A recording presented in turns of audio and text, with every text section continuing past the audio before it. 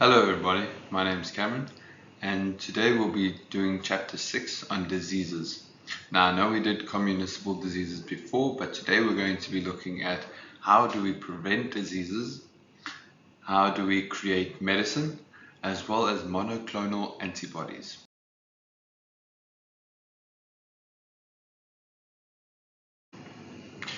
So cells don't have eyes and they don't have hands. So how are they going to be interacting with one another?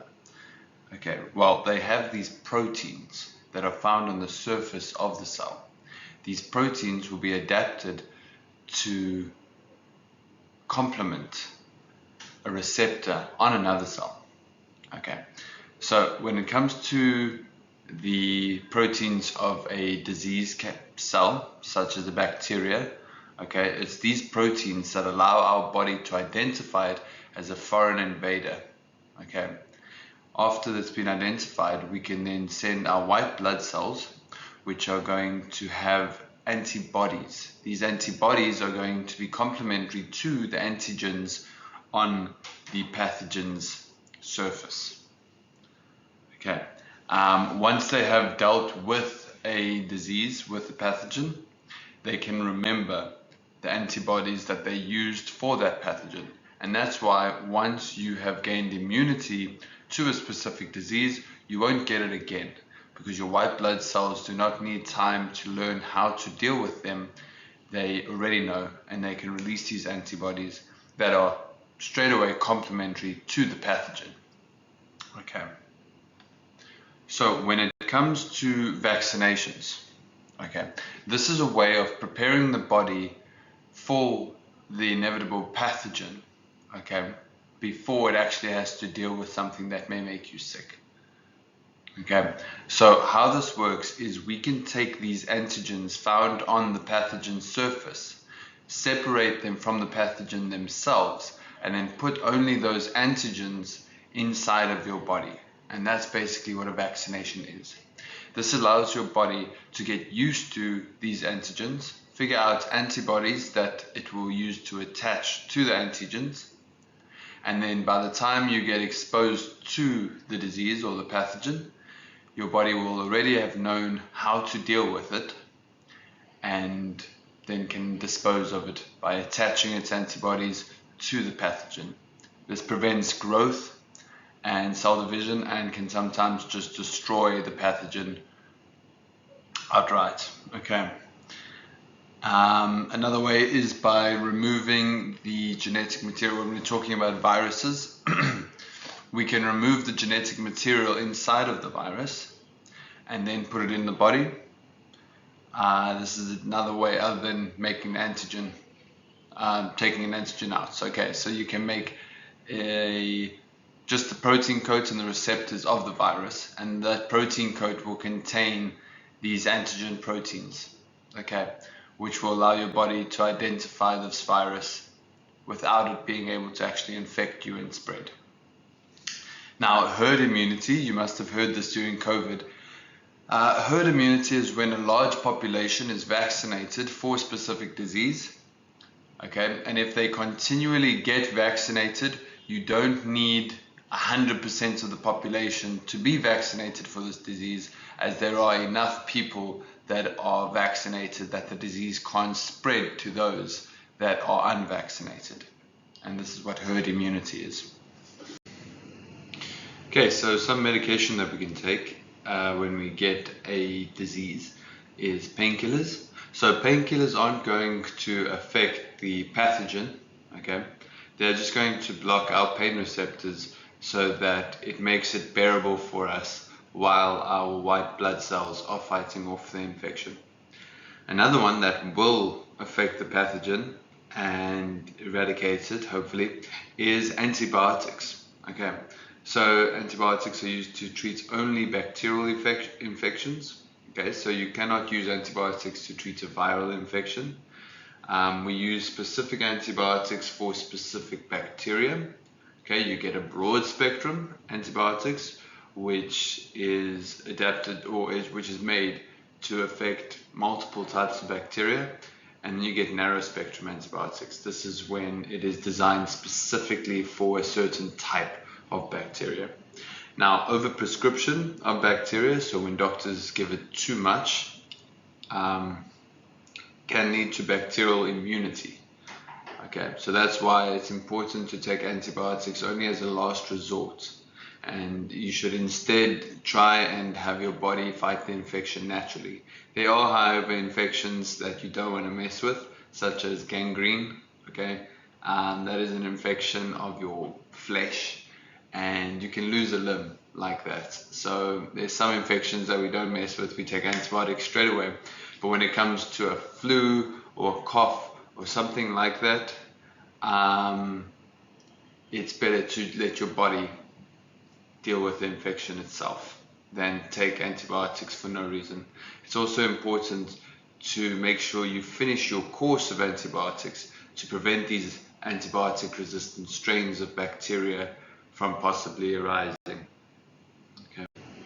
So originally antibiotics was invented or came across by a man called Alexander Fleming. So it was completely by mistake.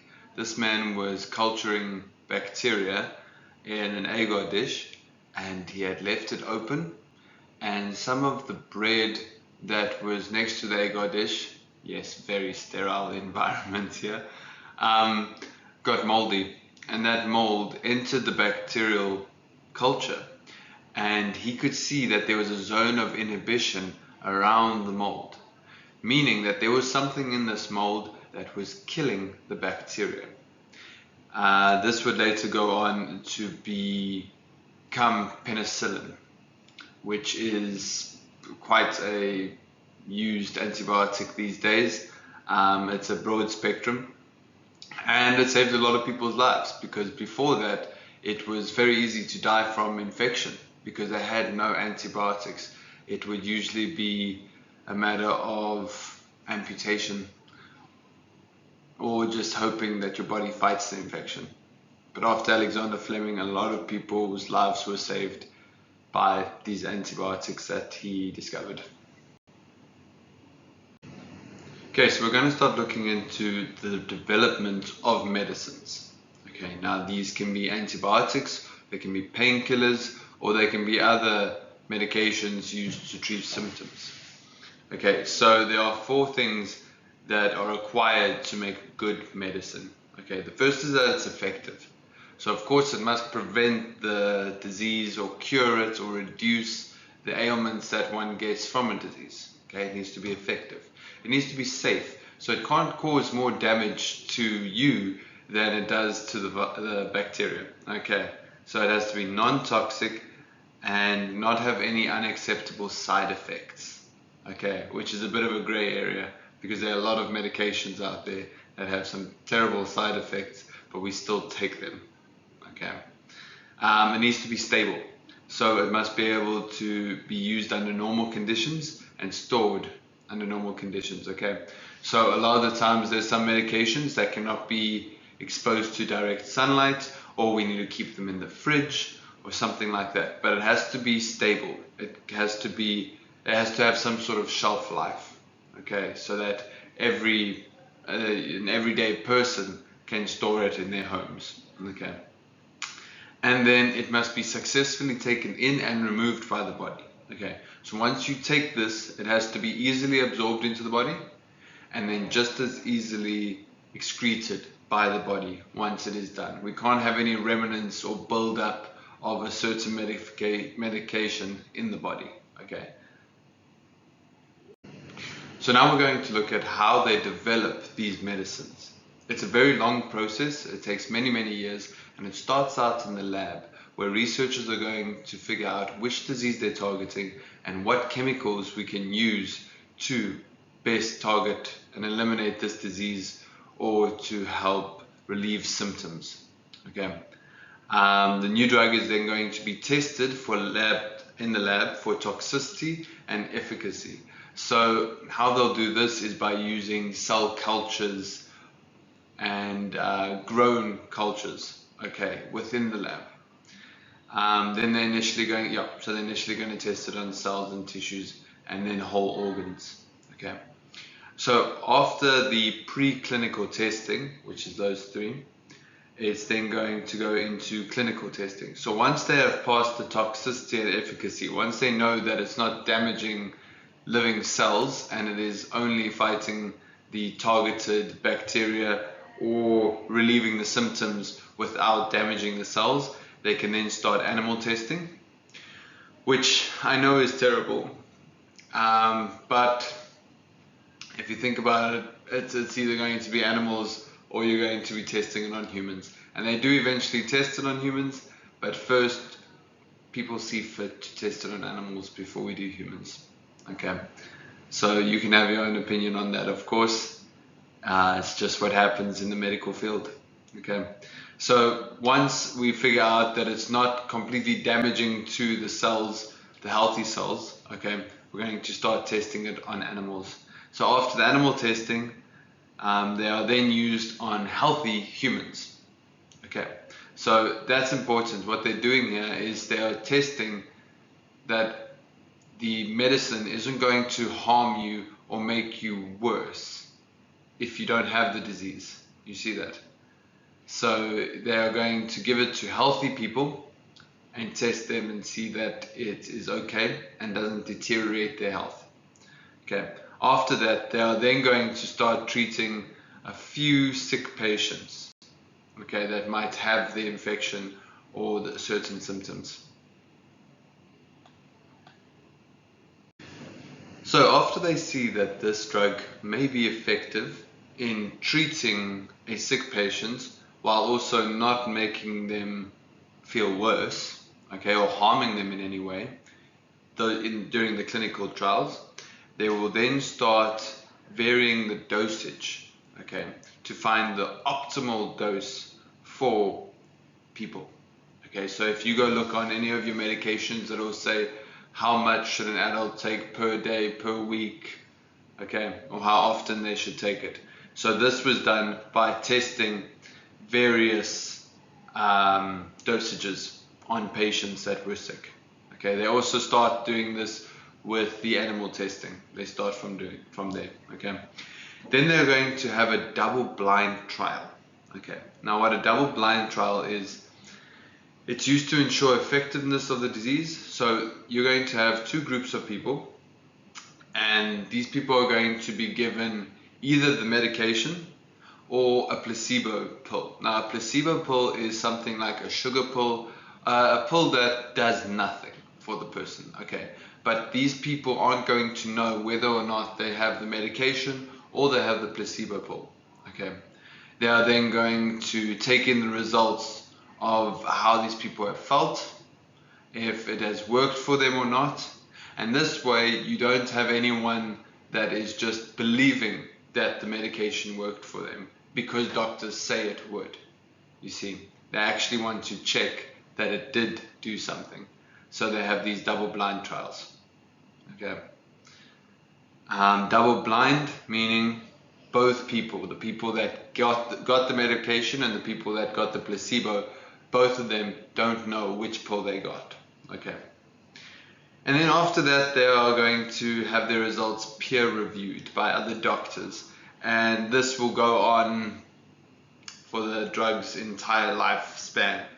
Okay, people are going to be checking the results. People are going to be redoing experiments to make sure they're okay, and it's just going to get better or better, or they're going to find out that in fact this drug is harmful to people, and they might pull it from the shops, or they might pull it from production. Okay, this does happen often when 5 years down the line they find out, oh, these patients are developing tumors, or these patients are developing some other health issue that was not seen during the clinical trials because maybe the clinical trials weren't long enough, you see. So this is a quick summary that you can see the timeline of the medication production. Okay, so it takes 4 to 5 years to figure out exactly how we're going to treat this infection, or how this drug is going to be created, what chemicals it's going to be made up of.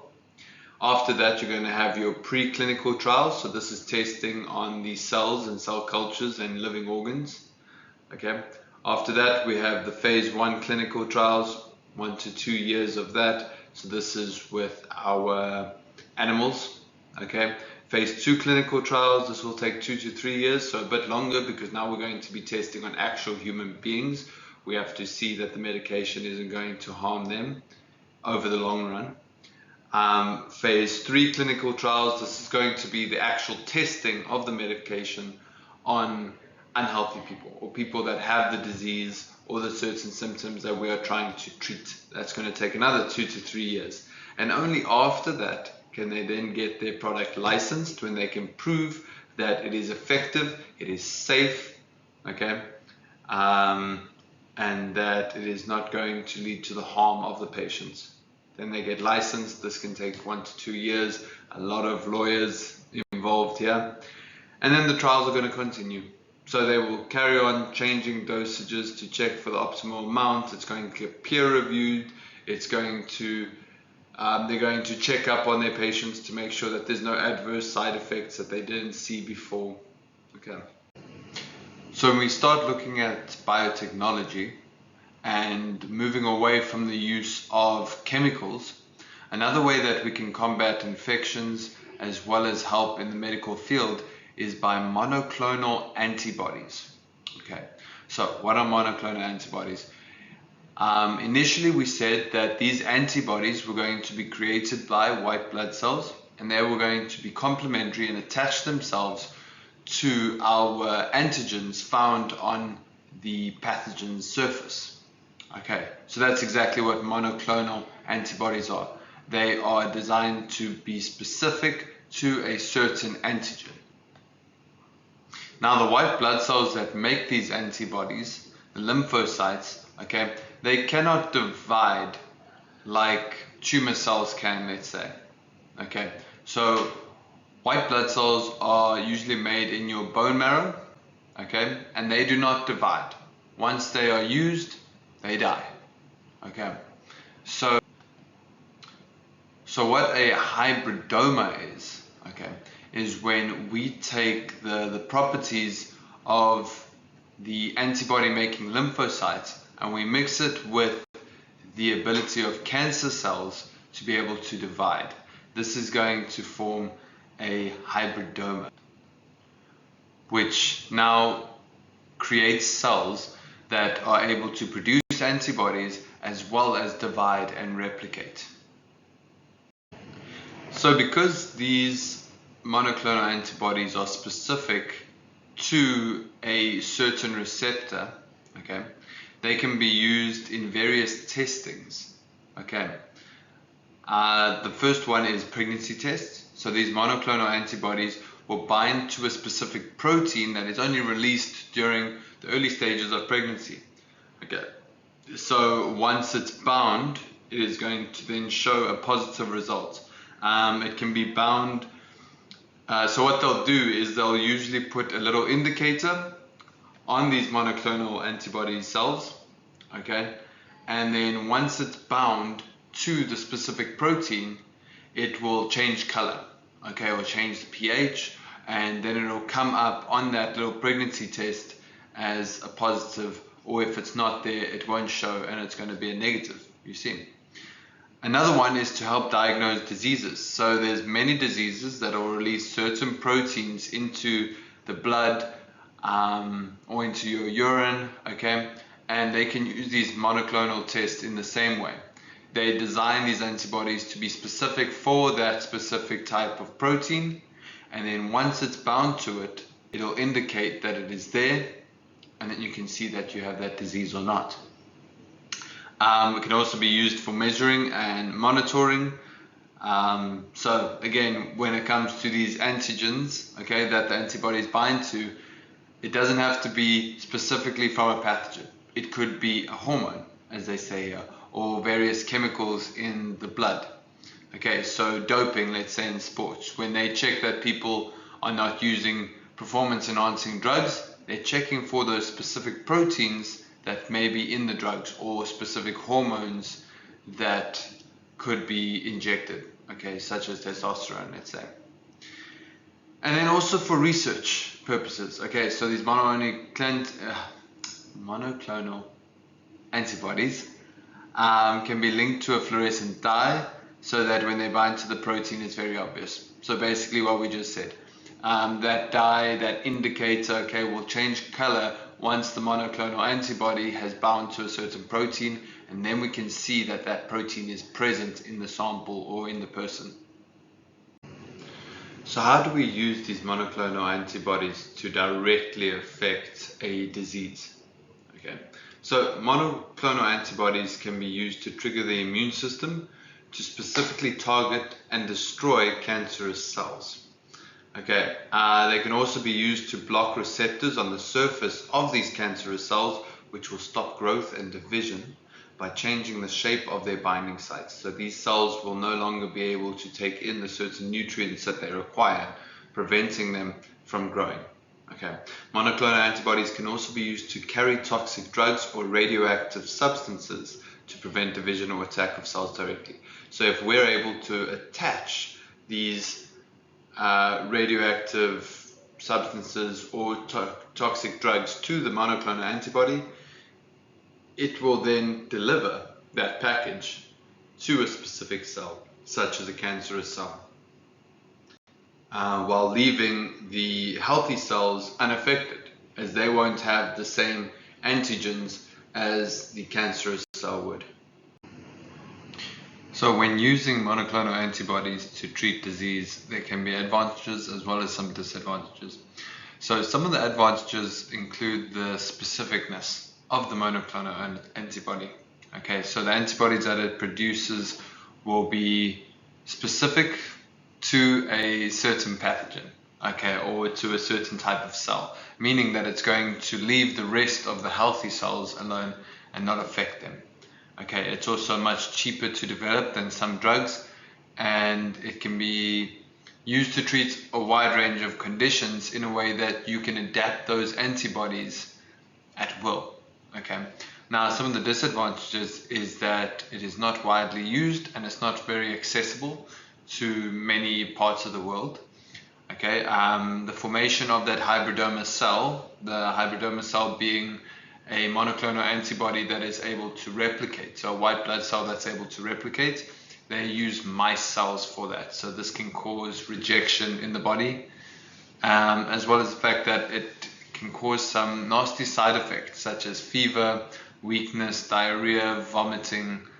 Okay, and it's a difficult procedure to produce these monoclonal antibodies.